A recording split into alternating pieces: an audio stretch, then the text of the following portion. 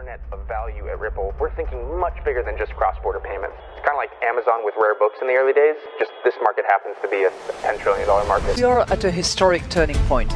Said in the past that you are doing for money what email did for communication. Moving the whole revolution forward. Take on it. There's trillions of dollars parked around the world. XRP. Is there a possibility that Ripple could take over Swift one day? Well, welcome back, ladies and gentlemen, to another episode of 24 Hours Crypto. Let's get right into today's video. It's actually happening. It's actually happening. Don't worry about the price. The information we're about to cover right now is monumental. Ripple dropped a bombshell October 1st, first day of October, but the whole market is a sea of red. But you got nothing to worry about. We're at ground zero. All you got to be doing right now is buying the dip, not financial advice, accumulating your bags, ladies and gentlemen, because these prices are never going to be seen again after 2024. And that is 100%. If you're sitting there disagreeing with what I'm saying, then you could just honestly leave, because you are so close-minded that if you think we're going to see these numbers again after this year, then you have no idea how this ecosystem operates. And we are on the cusp of trillions of flooding this market. Let's set the tone. I'm going to play a little clip by Brad Garlinghouse. I'll tell you a very quick, funny story. I'll keep it short. I was in the Middle East last fall, and we were meeting with customers. I have one of the Ripple team members who's based there. It's really early in the morning. My time zones are all screwed up. We're meeting the CEO of a payments company, and but the employee from Team Ripple says, "Well, why don't you give an update on what's going on at Ripple?" And I start talking about the SEC. And after the meeting, he very delicately says to me, "No one gives a shit." And his point was, if you're not in the United States, the governments in Abu Dhabi, governments in Switzerland, Singapore, UK, Japan, they've provided the clarity how they view and categorize digital assets, and they don't care that the United States SEC has a viewpoint that is, pending in court. They came out with a bombshell today, but what led up to this bombshell is what I'm going to show you. DIFC champions Dubai as a global crypto hub with approval of XRP under its virtual assets regime. And this was published back in 2023 of November. And this is monumental because this gave clarity. Dubai's listing of XRP has the potential to unlock new regional payments and other virtual use cases on the XRP ledger. And they approving XRP here, and what has been leading up to today's announcement is just so crazy to me, because a lot of people are like, whoa, where's the price action if they just approved XRP? It's not like that. You got to understand that they're trying to connect everything together. They're all trying to work together, create a level playing field. And why would it make sense for only one jurisdiction to start using it, and then while the others aren't? They haven't scaled yet, okay? This is a global implementation, not just a jurisdictional one, right? You start small and then you expand.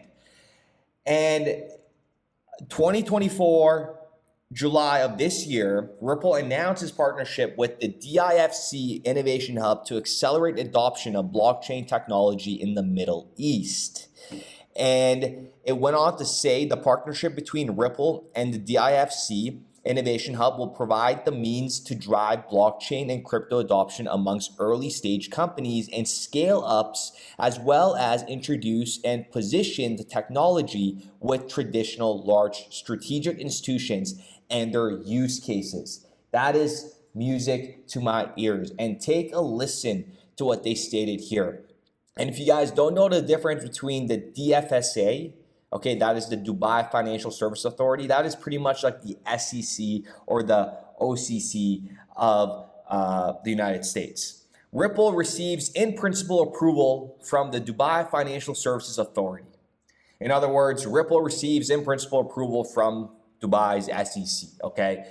And listen to this part. This is monumental. Like, they're actually all getting ready to roll this out. With the DFSA authorization, Ripple is set to roll out its enterprise-grade digital asset infrastructure to a broader customer base in the UAE. This expansion is aligned with Ripple's mission to providing businesses with faster, cost-effective, and more efficient cross-border payment solutions by combining robust regulatory compliance with ongoing investments in critical infrastructure components such as liquidity, best-in-class custody, and on and off ramps between fiat and digital assets. And all the dots that I just read there in terms of liquidity, the custody, the on and off ramps, that's all utility driven towards digital asset XRP as well. Keep that in mind. Ripple will be the first blockchain-enabled payment services provider to be licensed by the DFSA. Do you know how monumental that is? Ripple will be the first blockchain-enabled payment service provider to be licensed by the DFSA, the independent regulator of financial services conducted in or from the DIFC. Monumental. Global compliance and innovation. Listen to this part. Ripple, which holds over 55 licenses worldwide, including from Monetary Authority of Singapore, the New York Department of Financial Services, and the Central Bank of Ireland, continues to prioritize regulatory compliance in order to support blockchain adoption in financial services. And this goes hand in hand with what we covered in yesterday's episode when I said you're not going to see a random digital asset like a Superman come out of nowhere with all these licenses worldwide, right? Because these things take time to gain, to make these, collaborations, to gain the trust. There's a lot that goes behind these licensing, these partnerships. So with that being said, ladies and gentlemen, let me know what you guys think in the comments down below. But this is a very, very big deal. Don't get distracted of the price. Don't get distracted of the price. I mean, I'm so excited right now. Words cannot describe it. I'm sure you guys have heard me say that in like the past 5 videos. But truly, like, we are at the cusp. I want everybody just to stay grounded, stay humble, okay? Expect anything, and also expect unexpected. I mean, can't leave that out. But, them telling you they're set to roll this out. So think about it. They're set to roll this out in this region.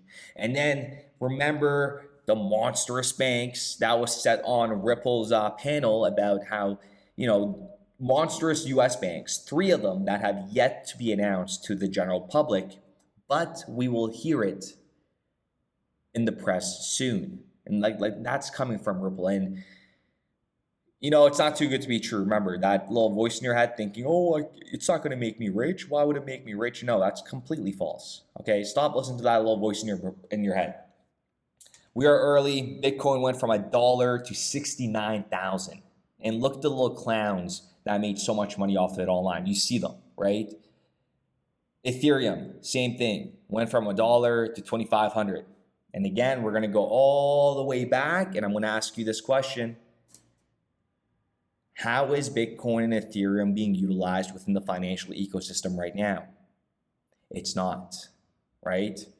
So just wait until this utility-driven market cap completely blows everybody's mind. Oh my God, I cannot wait. The excitement is, I'm sure you guys would feel the energy, but wait. I think I'm going to get wait tattooed on me by now. With that being said, ladies and gentlemen, we'll be back with another episode. Tech stagnation is that when something does happen, we don't even know how to process it. So, I think Bitcoin was a big invention. We can debate whether it was good or bad, but it was a pretty big deal. And it was systematically underestimated for at least, the first 10, 11 years. You could trade it. It went up smoothly for 10, 11 years. It didn't get repriced all at once because we're in a world where nothing big ever happens. And so we have no way of processing it when something pretty big happens. The internet was pretty big in 99. Bitcoin was moderately big. The internet was really big. Bitcoin was moderately big. And I'd say passing the Turing test is really big. It's on the same scale as the internet. And I'd say passing the Turing test is really big. It's on the same scale as the internet. Building RippleNet with the thesis that crypto liquidity would eventually be able to support robust global payments, large payments. RippleNet was designed so that customers seeing the benefits of our fiat-based network could flip the switch to ODL once the market was mature enough. And this is exactly what's happening. Flip the switch.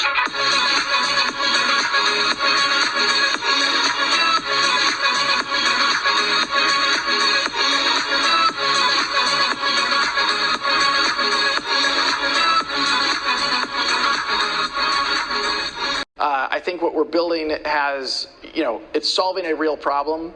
And I think all of the tokens, my advice to anybody would be, understand the utility. If there's real utility and there's real value being delivered to a real customer, there will be value in the token.